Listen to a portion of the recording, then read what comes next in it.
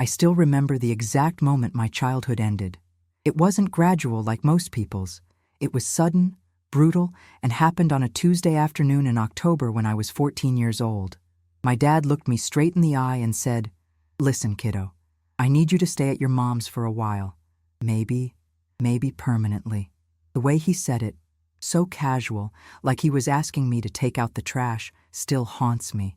Because what he didn't tell me then was that he was leaving the next morning for his honeymoon with his new wife, a woman I'd met exactly 3 times, and he wouldn't be back for 3 weeks.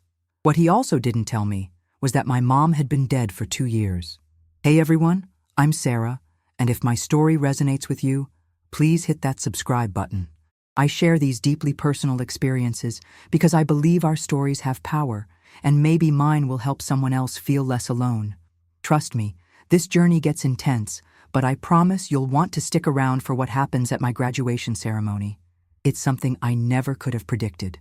See, here's the thing about abandonment. It doesn't just happen once. It's like a wound that keeps reopening, and my father had a particular talent for timing these moments perfectly.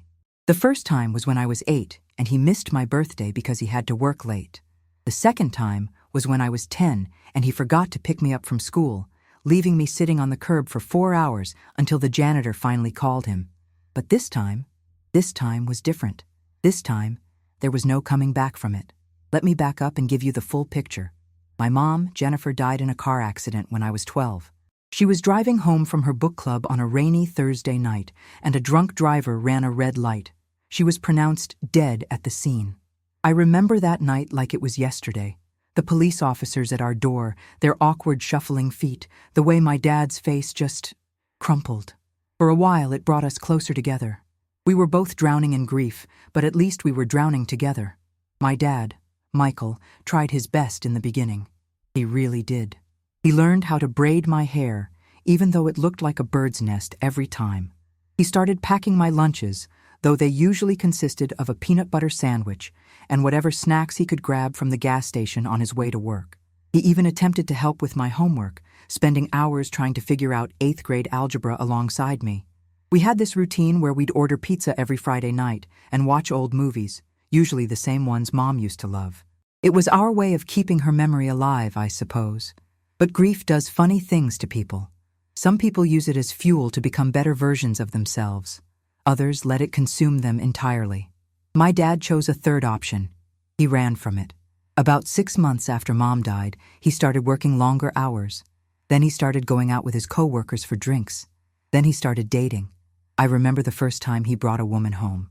Her name was Linda, and she had this forced smile that never quite reached her eyes. She tried so hard to connect with me, asking about school and my hobbies, but I could tell she was just checking boxes, trying to prove to my dad that she was good with kids. Linda didn't last long. Neither did Rebecca or Amanda or the woman whose name I never even learned. They all had the same quality. They were trying to fix something broken, and my dad was very good at appearing fixable. He'd put on this charming facade, tell them about his tragic widower story, and they'd swoop in thinking they could heal his wounded heart. What they didn't realize was that my dad didn't want to heal. He wanted to forget. And forgetting meant leaving behind everything that reminded him of my mom, including me. Then came Jessica. Jessica was different from the others. She was younger, barely 25 to my dad's 42. She had blonde hair that always looked perfect, nails that were always manicured, and a laugh that sounded like wind chimes. She worked at a marketing firm downtown and drove a white BMW that she was always talking about. Jessica didn't try to connect with me like the others had. She barely acknowledged my existence, which, looking back, should have been a red flag. But my dad was smitten. I'd never seen him look at anyone the way he looked at Jessica, not even my mom. The thing about Jessica was that she had very specific ideas about what she wanted her life to look like. She wanted a husband who could take her on exotic vacations, buy her expensive jewelry, and give her the Instagram-perfect lifestyle she'd been dreaming of. She didn't want a ready-made family. She especially didn't want a sullen 14-year-old girl who looked exactly like her dead mother, serving as a constant reminder of my dad's previous life. I started noticing the changes about 3 months into their relationship. My dad would make plans with Jessica and forget to arrange for someone to watch me. He'd come home from dates talking about places they wanted to travel, never mentioning how I'd fit into those plans. When I'd ask to spend time with him, he'd say, "Maybe this weekend, kiddo." But weekends were always reserved for Jessica. I felt like I was becoming invisible in my own home. The breaking point came when Jessica started staying over more frequently. She'd rearrange things in the kitchen, replace my mom's decorative items with her own, and even suggested that my dad should convert my mom's old office into a workout room. That office was sacred to me.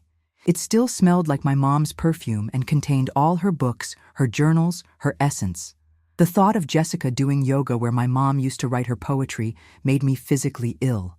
I tried talking to my dad about it, but he was in what I can only describe as a Jessica-induced fog.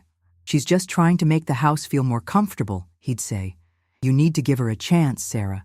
She makes me happy." And there it was, the crux of the issue. Jessica made him happy, and apparently that was more important than making sure his own daughter felt secure and loved. The wedding happened fast, too fast. They'd been dating for 8 months when he proposed, and they were married 6 weeks later. It was a small ceremony at the courthouse, and I wasn't even invited. I found out about it when I came home from school and saw Jessica's wedding dress hanging in the hallway. "We wanted to keep it simple," my dad explained when I confronted him. "Just us, you know?" But I didn't know. I didn't know anything anymore. That's when the real abandonment began. Jessica made it clear that she didn't want me around for their adjustment period. She never said it directly, of course. She was too smart for that. Instead, she'd make little comments about how hard it must be for newlyweds to have privacy, or how she'd read that teenagers do better with stability and routine. She'd suggest that maybe I should spend more time with my friends, or maybe look into boarding school programs. She was slowly but systematically erasing me from my dad's life, and he was letting her do it. The final straw came on that Tuesday in October. I was supposed to stay at my friend Emma's house for the weekend, but Emma got sick with the flu, and her mom called to cancel. When I told my dad, he got this panicked look in his eyes. He kept glancing toward the bedroom where Jessica was packing for their honeymoon to Italy, a honeymoon I'd only just learned about that morning. "Listen, kiddo," he said, and I knew from his tone that whatever came next was going to change everything. "I need you to stay at your mom's for a while." The words hit me like a physical blow. My mom's house had been sold 18 months ago. My mom was dead. How could he forget something so fundamental? How could he forget that I had nowhere else to go? I stared at him, waiting for the realization to hit, waiting for him to remember. But he just kept talking, explaining how he and Jessica needed time to establish their marriage, and how I'd be better off with family. When I reminded him that my mom was dead, that her house was sold, that I literally had nowhere to go, he got frustrated. "Well, what about your grandmother?" he asked. "My grandmother lived in a nursing home in Florida and had Alzheimer's." "Your aunt?" "My aunt lived in Oregon and had 3 kids under the age of 5. We'd spoken maybe twice in the past year." That's when it hit me. My dad had been so focused on his new life with Jessica that he'd completely forgotten about his responsibilities to me. He'd forgotten that I was his daughter, that I needed him, that I was still a child. In his mind, I was just an inconvenience that needed to be handled so he could move on with his perfect new life. I ended up staying with Emma's family for those 3 weeks. Emma's mom, Mrs. Rodriguez, was furious when she found out what happened. She called my dad repeatedly, but he'd already left for Italy and wasn't answering his phone. She considered calling Child Protective Services, but I begged her not to. I was so embarrassed, so ashamed that my own father had essentially abandoned me. I made her promise not to tell anyone at school what had happened. Those 3 weeks were some of the darkest of my life. I kept thinking about my mom, about how she'd never have let this happen. I wondered if she was watching from wherever she was, heartbroken to see how her husband had treated her daughter. I wrote in my journal every night, pouring out my anger and hurt and confusion. I wrote letters to my dad that I never sent, letters that ranged from pleading to furious to heartbroken. I wrote letters to my mom, too, telling her how much I missed her and how scared I was. When my dad finally returned from Italy, he acted like nothing had happened. He picked me up from Emma's house with a fake smile and a cheap souvenir from Rome. "How's my girl?" he asked, as if he hadn't just abandoned me for 3 weeks. I wanted to scream, to throw the stupid souvenir in his face, to demand an explanation. Instead, I just got in the car and stayed silent. I was learning that my feelings, my needs, my very existence were inconvenient to him. Life at home became increasingly uncomfortable. Jessica made it clear that she considered me a temporary resident rather than a permanent member of the household. She'd talk about their future plans, buying a bigger house, traveling more, maybe having kids of their own someday, and I was never included in these visions. I was the leftover from my dad's previous life, the reminder of what came before her. The passive-aggressive behavior started small. Jessica would forget to include me in dinner plans, leaving me to fend for myself. She'd rearrange the house to suit her preferences, slowly erasing any trace of my mom's influence. She'd monopolize my dad's time and attention, planning activities and trips that conveniently couldn't include a teenager. When I'd complain to my dad, he'd say I was being dramatic or that I needed to try harder to get along with Jessica. School became my refuge.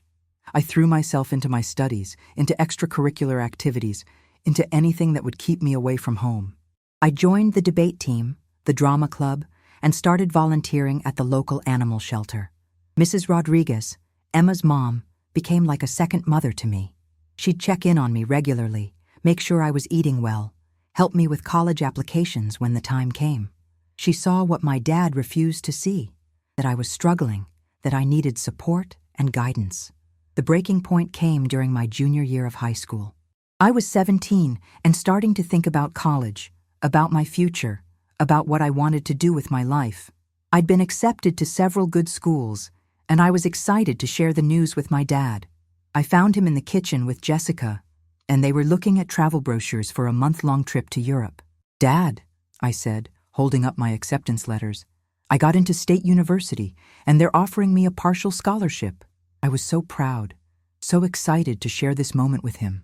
This was supposed to be one of those father-daughter moments I'd been craving for years. He looked up from the brochure, smiled briefly, and said, "That's great, kiddo. We'll talk about it later." Then he turned back to Jessica and the travel plans. That was it. No celebration, no congratulations, no questions about my future, just a dismissive, "We'll talk about it later," that never came.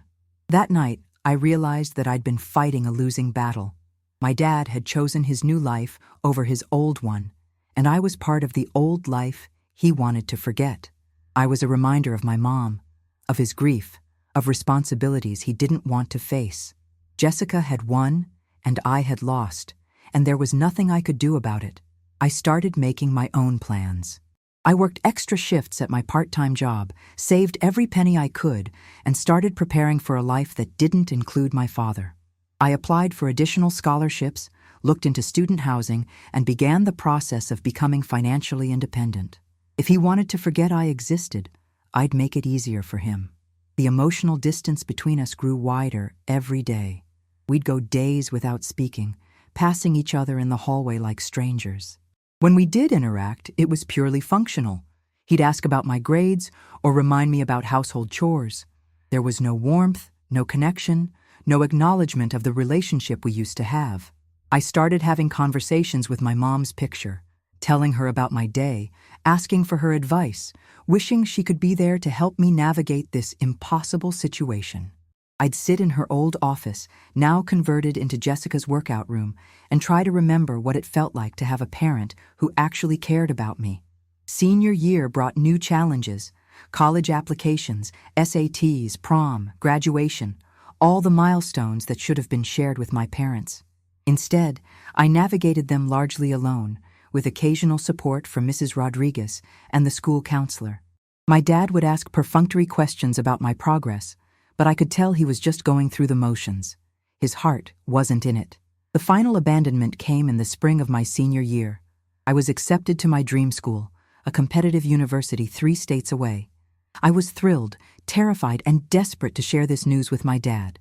I wanted him to be proud of me, to see that despite everything, I'd succeeded. I'd made something of myself. I found him in the living room, watching TV with Jessica curled up beside him. "Dad," I said, my voice trembling with excitement and nervousness, "I got into Northwestern, full scholarship. I'm going to study journalism." I waited for his reaction, hoping against hope that this would be the moment he'd remember he was my father, that he'd be proud of me. He looked up, nodded, and said, "That's good, Sarah. Real good." Then he turned back to the TV. That was it. No celebration, no questions about my plans, no acknowledgement of what a huge accomplishment this was. Jessica didn't even look up from her phone. I stood there for a moment, feeling invisible, feeling like I was disappearing right in front of them. Then I walked to my room, closed the door, and cried for the father I'd lost, for the relationship that would never be, for the little girl who just wanted her daddy to be proud of her. That summer before college was the longest of my life. I worked as much as possible, saved money, and tried to avoid being home. When I was there, the tension was palpable. Jessica would make comments about how quiet the house would be once I left, how nice it would be to have more space. My dad would just nod along, never defending me, never acknowledging that his daughter was leaving home. The day I left for college, my dad helped me load my car with a mechanical efficiency that broke my heart. No emotional goodbye, no tears, no promises to call. Just a quick hug and a, "Make us proud, kiddo." Jessica stood in the doorway, clearly eager for me to be gone. As I drove away, I looked back to see them already heading inside, ready to close the door on this chapter of their lives. College was my salvation. For the first time in years, I was in an environment where I mattered, where people cared about my thoughts and opinions and dreams. I threw myself into my studies, made incredible friends, and slowly began to heal from the wounds my father had inflicted. I learned to trust again, to believe that I was worthy of love and attention. I stayed in touch with my dad through the occasional text message or phone call, but the conversations were surface level at best. He'd ask about my grades, I'd give brief updates, and we'd end with promises to talk soon that we both knew we wouldn't keep. I started to think of him as a distant relative rather than my father. It was easier that way. The real growth happened during my sophomore year when I started seeing a counselor at the university's mental health center. Dr. Martinez helped me understand that my father's abandonment wasn't my fault, that I deserved better, that I had the right to set boundaries to protect myself. She helped me process the grief I'd been carrying, not just for my mom, but for the father I'd lost, for the relationship that should have been. I started writing about my experiences, first in private journals, then in essays for my journalism classes. My professors encouraged me to submit to contests and publications, and I began to find my voice as a writer. I won several awards, got published in the university magazine, and even had an article picked up by a national publication. I was proud of myself, and for the first time in years, I didn't need my father's approval to feel worthy. Junior year brought an internship at a major newspaper, and I was thriving. I was making connections, building a portfolio, and preparing for a career I was passionate about. I was also in my first serious relationship with a guy named David, who understood my family situation and supported my goals. Life was finally looking up. Then came the phone calls. My dad started reaching out more frequently, asking about my plans after graduation, wanting to reconnect. I was suspicious of his sudden interest, but part of me, the little girl who still wanted her daddy's love, hoped that maybe he'd finally realized what he'd lost. The truth came out during a particularly awkward phone call in the fall of my senior year. "Sarah," he said, his voice strained, "I need to tell you something. Jessica and we're having some problems. She's been different since we can't have kids. The doctors say it's unlikely, and she's taking it hard." I wanted to feel sympathy for him, but all I felt was anger. Here he was, reaching out to me only because his perfect life with Jessica was falling apart. He hadn't called because he missed me or because he'd realized he'd been a terrible father. He was calling because he was lonely, because his plan to replace his old family with a new one wasn't working out.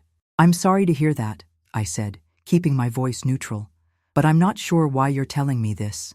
"Well," he said, and I could hear the desperation in his voice.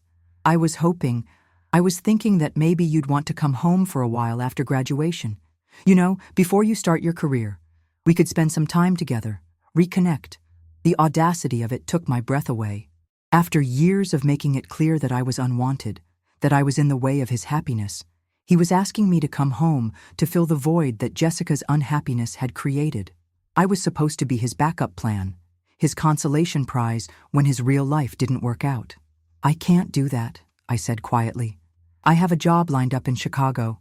I start 3 weeks after graduation." This was true. I'd been offered a position at a respected newspaper, and I was excited about starting my career. He was quiet for a long moment, and then he said something that revealed the depth of his self-centeredness. "But what about me? What about us? I thought you'd want to come home." I almost laughed. After everything, he still didn't understand. He still thought this was about what I wanted rather than about what he'd done. "Dad," I said, "you made it very clear that you didn't want me around. You chose Jessica over me repeatedly. You can't just decide now that you want a relationship because your marriage is struggling. That's not fair," he said. "I always loved you. I was trying to build a new life. I needed to move on from your mother's death." "You didn't move on," I said, feeling years of suppressed anger bubbling up. "You ran away, and you left me behind in the process. You abandoned me when I needed you most, and now you want me to come running back because you're lonely?" The conversation ended badly, with him hanging up after accusing me of being ungrateful and selfish. I sat in my dorm room afterward, shaking with emotion, but also feeling something I hadn't felt in years: free. I'd finally said what I needed to say, and I'd set a boundary that protected my own well-being. The months leading up to graduation were busy and exciting. I was finishing my senior thesis, preparing for my job in Chicago, and planning my future. I didn't hear from my dad for several weeks, and I assumed he'd gotten the message that I wasn't going to be his emotional support system. Then, 2 weeks before graduation, Jessica called me. I was so surprised to see her name on my phone that I almost didn't answer. "Sarah," she said, her voice tight with emotion, "I need to talk to you about your father." She went on to explain that my dad had been depressed since our phone call, that he'd been talking constantly about reaching out to me, about trying to repair our relationship. She said he'd been looking at my social media constantly, reading my published articles, and telling anyone who would listen about his daughter, the journalist. "He's been saying he wants to come to your graduation," Jessica said. "He's been planning this big speech about how proud he is of you, how he wants to make things right." Her voice was bitter, and I could hear the jealousy in it. "He talks about you constantly now. It's like he's forgotten that he has a wife." The irony wasn't lost on me. For years, Jessica had wanted my dad to forget about me, to erase me from his life. Now that he was remembering, she was the one feeling abandoned. "What do you want me to do about it?" I asked. "I want you to tell him not to come," she said. "I want you to tell him that you don't want him there. Because if he comes, if he makes this big gesture and you reject him, it's going to destroy him. And I can't deal with that." I was quiet for a long moment, processing what she was asking of me. She wanted me to protect my father from the consequences of his own actions. She wanted me to be the bad guy so she wouldn't have to deal with his disappointment. "Jessica," I said finally, "I think you misunderstand the situation. I'm not rejecting my father. He rejected me. Years ago. Repeatedly. If he's upset about that now, that's something he needs to work through, not something I need to fix." "But Sarah," she said, her voice pleading, "he's your father. Don't you think you owe him something?"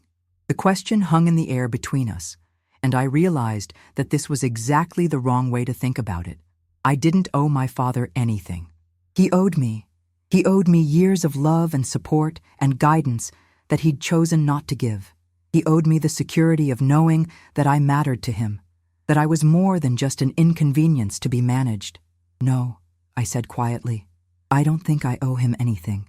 But I do think he owes me an apology, a real one. Not because his marriage is struggling, not because he's lonely, but because he was a terrible father when I needed him most." Jessica was silent for a moment, and then she said, "He does want to apologize. He wants to make things right." "Then he should do that," I said, "but not at my graduation. That day is about me, about what I've accomplished despite everything. If he wants to be part of my life, he can start by respecting my boundaries." After I hung up, I sat in my apartment. I'd moved off campus for my senior year, and thought about what I really wanted. Did I want my father at my graduation? Part of me did. Part of me still wanted that movie moment where he'd show up and be proud of me, and we'd hug and everything would be okay. But the bigger part of me, the part that had learned to protect itself, knew that it wouldn't be that simple.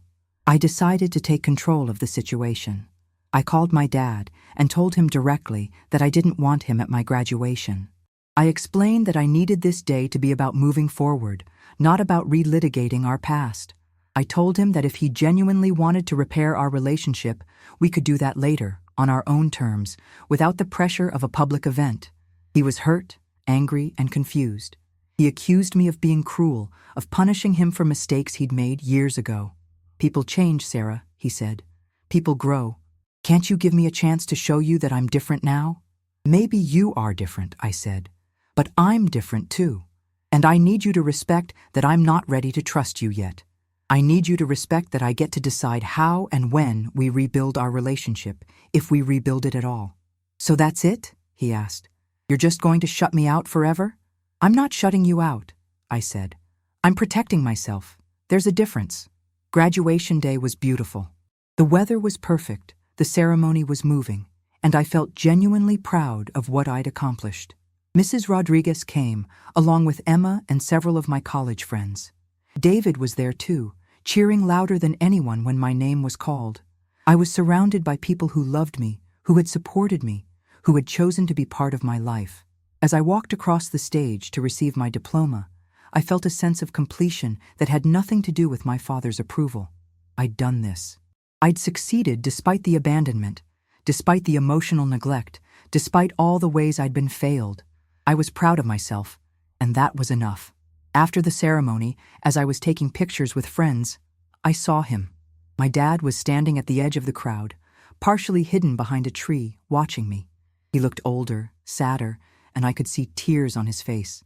For a moment, our eyes met, and I saw something I'd never seen before. Regret. Real, genuine regret. I could have gone to him. I could have made that movie moment happen. But I chose not to. I chose to stay with the people who had actually shown up for me, who had supported me throughout my journey. I chose to protect the peace I'd worked so hard to find. Later, David asked me about the man who'd been watching me. "That was my father," I said simply. "He wasn't invited." "Are you okay?" David asked, and I realized that I was. I was more than okay. I was free. That night, I got a series of text messages from my dad. They were long, rambling, full of apologies and explanations and promises to do better. He talked about how proud he was of me, how he'd been telling everyone about my accomplishments, how he'd been wrong to prioritize his marriage over his daughter. He said he'd been selfish, that he'd been scared of his grief, that he'd handled everything wrong. The messages were everything I'd wanted to hear for years. They were the acknowledgement I'd craved, the validation I'd needed. But they were also too late. Not because I couldn't forgive him, but because I'd already learned to live without his approval. I'd already built a life that didn't require his validation. I didn't respond that night. I needed time to process, to think about what I wanted to do with his apologies. The next morning, I wrote him a letter. Not a text, not an email, but a real letter that I mailed to his house. In it, I explained how his abandonment had affected me, how I'd had to learn to parent myself, how I'd struggled with feelings of worthlessness and abandonment. I told him about the therapy, about the work I'd done to heal, about the person I'd become despite his absence. I also told him that I was proud of the woman I'd become, and that I was grateful for the people who had supported me along the way. I told him that if he genuinely wanted to be part of my life, he needed to understand that it would be on my terms, at my pace, with my boundaries firmly in place. "I'm not the same scared 14-year-old you left behind," I wrote. "I'm a strong, independent woman who knows her worth. If you want to know that woman, you need to start by respecting her choices and her boundaries. You need to understand that trust is earned, not demanded, and that love is shown through actions, not just words." I ended the letter by telling him that I was moving to Chicago for my job, that I was excited about my future, and that I hoped he could find a way to be happy in his own life without needing me to fix his regrets. I told him that I loved him, but that I loved myself more, and that I wouldn't sacrifice my own well-being for his comfort. The response came 3 days later. It was a short note, handwritten on his personal stationery. "Sarah," it read, "I got your letter. I understand why you're angry, and I understand why you don't trust me. I know I can't undo the past, but I want you to know that I'm proud of the woman you've become. I'm proud of your strength, your independence, your success. I'm sorry it took me so long to see what I was losing. I hope someday you'll give me a chance to show you that I can be the father you deserved. Until then, I'll respect your boundaries and your choices. I love you, Dad. It was exactly what I needed to hear. Not promises of change, not demands for forgiveness, but acknowledgement and respect. It was the first time in years that he'd put my needs before his own, and it meant everything. I kept the letter, and I kept the door open for future communication. We exchanged emails occasionally, brief updates about our lives, nothing too heavy or emotional. He told me about his work, about Jessica moving out, about his attempts to build a better life for himself. I told him about my job, about my relationship with David, about my successes and challenges. It wasn't the father-daughter relationship I dreamed of as a child, but it was honest and authentic and built on mutual respect rather than obligation. It was enough. 2 years later, when David and I got engaged, I called my dad to tell him the news. He was quiet for a long moment, and then he said, "Sarah, would you like me to walk you down the aisle? I understand if you don't want that, but I wanted you to know that I'd be honored if you'd let me." I was quiet for a long moment, thinking about what that would mean, what it would represent. "I'll think about it," I said finally. "But Dad, if I say yes, it can't be because you feel guilty or because you think it will fix our relationship. It has to be because you genuinely want to celebrate my happiness." "I do want that," he said. "I want to celebrate the amazing woman you've become. I want to be part of your joy, not your obligation." In the end, I said yes. Not because I'd forgotten the abandonment, not because I'd forgiven everything, but because I'd learned that healing doesn't always look like punishment. Sometimes it looks like grace. Sometimes it looks like choosing love over resentment, growth over stagnation, hope over fear. The wedding was beautiful. David and I wrote our own vows, and I talked about the importance of showing up for the people you love, of being present even when it's difficult, of building trust through consistent actions rather than grand gestures. My dad listened from the front row, tears streaming down his face, and I knew he understood what I was really saying. After the ceremony, he approached me carefully, respectfully. "Sarah," he said, "thank you for letting me be here. Thank you for giving me the chance to see you happy. Thank you for showing up," I said, "for really showing up. We're not close, and we may never be. The relationship we have now is built on mutual respect and careful boundaries rather than traditional father-daughter intimacy. But it's real, and it's honest, and it's enough." I've learned that sometimes the best gift you can give someone is the chance to be better than they were, even if they can't undo the harm they've caused. My story isn't about forgiveness, exactly. It's about learning to love yourself enough to set boundaries, about understanding that you can't control other people's choices, but you can control your own responses. It's about building a life that doesn't require other people's validation to be meaningful. Most importantly, it's about understanding that abandonment doesn't have to define you. You can be abandoned by the people who should love you most and still become someone worthy of love. You can be failed by your parents and still become someone who knows how to build healthy relationships. You can be hurt by the people you trust and still learn to trust again. To anyone listening who has experienced abandonment, who has been made to feel invisible or unwanted by the people who should cherish them most, I want you to know that your worth isn't determined by other people's inability to see it. You are not responsible for fixing other people's mistakes or managing their emotions. You have the right to protect yourself, to set boundaries, to choose who gets access to your heart. And to the parents listening who might recognize themselves in my story, who might be prioritizing their own happiness over their children's well-being, I want you to know that it's never too late to change. It's never too late to show up, to apologize, to do better. But it has to be genuine, and it has to be on your child's terms, not your own. The beautiful thing about my story is that it's not really about my father at all. It's about me learning to be my own advocate, my own protector, my own biggest supporter. It's about discovering that I am worthy of love, that I am capable of building meaningful relationships, that I can create a life filled with joy and purpose, regardless of who chooses to be part of it. I hope my story helps someone feel less alone in their own journey. I hope it reminds you that you have the power to write your own ending, regardless of how others have failed you. Looking back now, 5 years after my graduation, I can see how every moment of abandonment, every instance of feeling invisible, every time I had to choose myself over my father's comfort, was actually preparing me for the life I have now. I'm married to an incredible man who shows up for me every single day. I have a career I'm passionate about, writing stories that matter, giving voice to people who feel voiceless.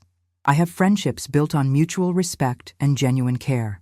I have a life that feels full and meaningful and entirely my own. My dad and I talk maybe once a month now. He's in therapy, working through his own issues with grief and abandonment. He's learned to respect my boundaries, to ask before assuming, to show love through actions rather than just words. Jessica left him about a year after my graduation, and while I felt a complicated mix of emotions about that, I also felt vindicated. She'd gotten what she wanted, a life without the inconvenience of a stepdaughter. But she'd also lost a husband who was finally learning how to be present for the people he loved.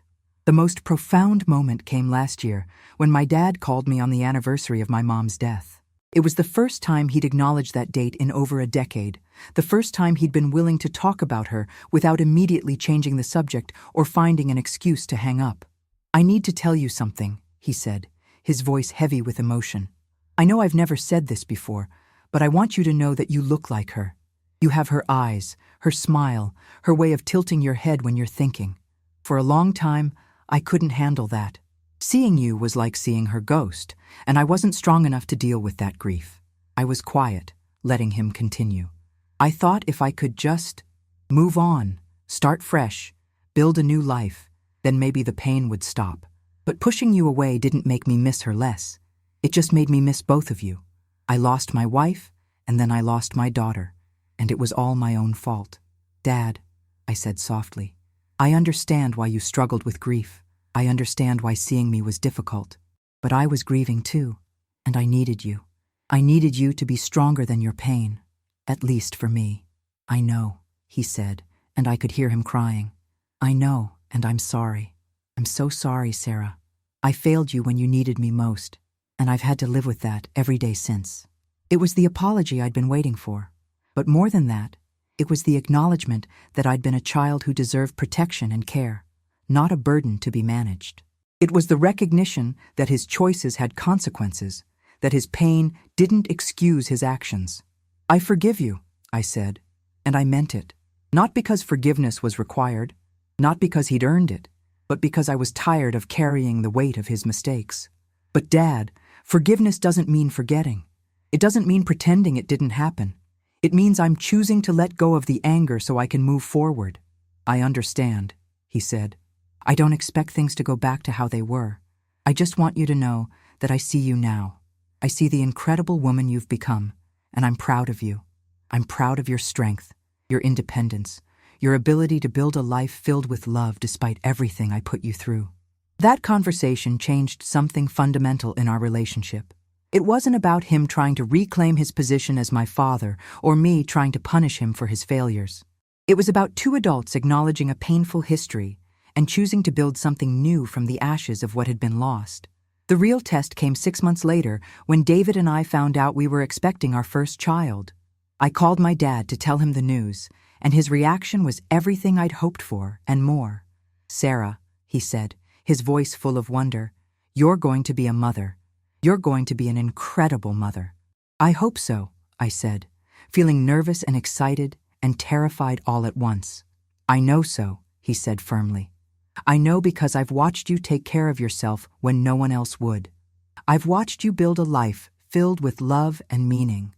I've watched you choose kindness over bitterness, growth over stagnation.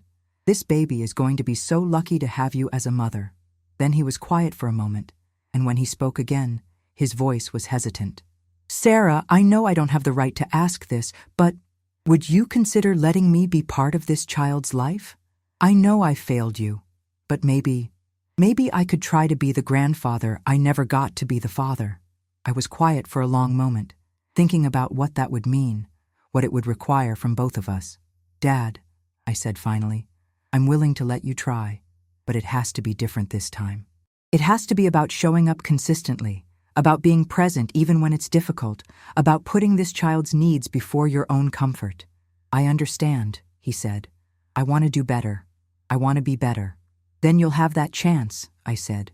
But Dad, this isn't about redemption. This isn't about making up for the past. This is about moving forward, about building something new. Can you do that? Yes, he said without hesitation. I can do that. My daughter was born 8 months later, and she's the most beautiful, perfect little human I've ever seen. When I hold her, I think about my mom, about how she would have loved this little girl with every fiber of her being.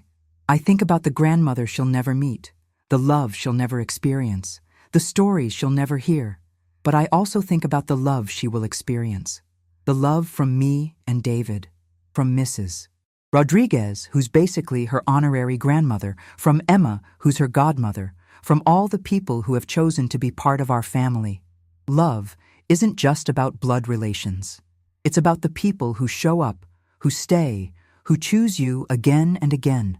My dad has been consistent in his efforts to be present for his granddaughter. He calls regularly, sends thoughtful gifts, and asks permission before making plans to visit. He's learning to be the kind of family member who adds value rather than stress, who builds up rather than tears down. The most surprising thing is that I've found myself enjoying his company. Not because I've forgotten the past, but because I'm getting to know him as he is now rather than as he was then. He's become someone who listens more than he talks, who asks questions about my life, and actually waits for the answers, who respects my boundaries and my choices. It's not the father-daughter relationship I dreamed of as a child, but it's real and honest, and built on mutual respect. It's enough. The greatest gift my father's abandonment gave me was the knowledge that I am capable of surviving anything. I learned that I don't need other people's validation to be worthy of love. I learned that I can build a family from the people who choose to love me, rather than just the people who are supposed to love me. I learned that sometimes the most powerful thing you can do is walk away from people who can't see your value. I also learned that healing doesn't always look like reconciliation. Sometimes it looks like boundaries. Sometimes it looks like choosing peace over justice, growth over revenge, hope over bitterness. Sometimes it looks like forgiving someone not because they deserve it, but because you deserve to be free from the weight of their mistakes.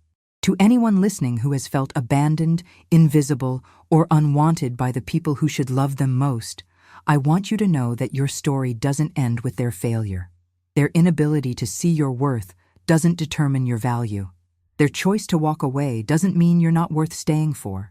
You have the power to build a life that doesn't require their approval to be meaningful. You have the right to surround yourself with people who celebrate your existence rather than merely tolerating it. You have the strength to heal from their abandonment and still remain open to love.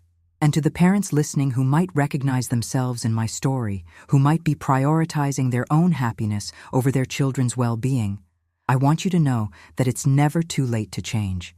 It's never too late to show up, to apologize, to do better. But it has to be genuine, and it has to be on your child's terms, not your own. Your children don't owe you forgiveness. They don't owe you a relationship. They don't owe you the chance to make amends. But if they choose to give you that chance, don't waste it. Show up consistently. Put their needs before your own. Respect their boundaries. Love them through actions, not just words. The beautiful thing about my story is that it's not really about my father at all. It's about me learning to be my own advocate, my own protector, my own biggest supporter.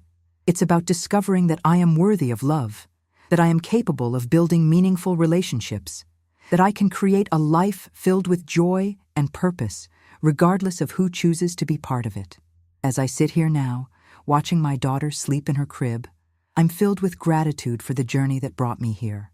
Every moment of pain, every instance of abandonment, every time I had to choose myself over someone else's comfort, led me to this life I've built. A life filled with love, purpose, and the deep knowledge that I am enough exactly as I am.